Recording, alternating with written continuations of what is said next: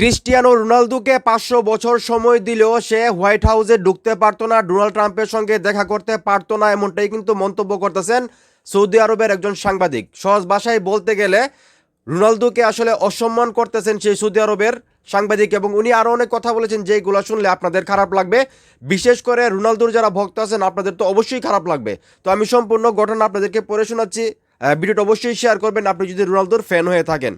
তো এখানে বলা হচ্ছে রোনালদোকে ৫০০ বছর সময় দিলেও হোয়াইট হাউসে ঢুকতে পারতো না, সৌদি প্রতিনিধি দলের অংশ না হলে রোনালদো হোয়াইট হাউসের দরজার কাছেও যেতে পারতো না, এমনটাই মন্তব্য করতেছেন সৌদি আরবের ক্রীড়া সাংবাদিক যার নাম ওয়ালিদ আল ফারাজ। মানে উনি যেটা বলতেছে সৌদি আরবের প্রতিনিধি দলের সঙ্গে যোগ দেওয়ার কারণে এবং সৌদি লিগ খেলার কারণে আসলে উনি এই সুযোগটা পাইছে হোয়াইট হাউসে যাওয়ার এবং ডোনাল্ড ট্রাম্পের সঙ্গে দেখা করার। তা না হলে উনি জীবনে আসলে হোয়াইট হাউসের দরজায় যাইতে পারতেন না, এমনটাই কিন্তু মন্তব্য করতেছেন ওয়ালিদ আল ফারাজ। তো এখন এই মুহূর্তে যারা আমার এই ভিডিও দেখতেছেন, ক্রিস্টিয়ানো রোনালদো কত উঁচু মাপের একজন খেলোয়াড়, ওনার ভক্ত সারা বিশ্বে আছে সেটা আমরা সবাই জানি।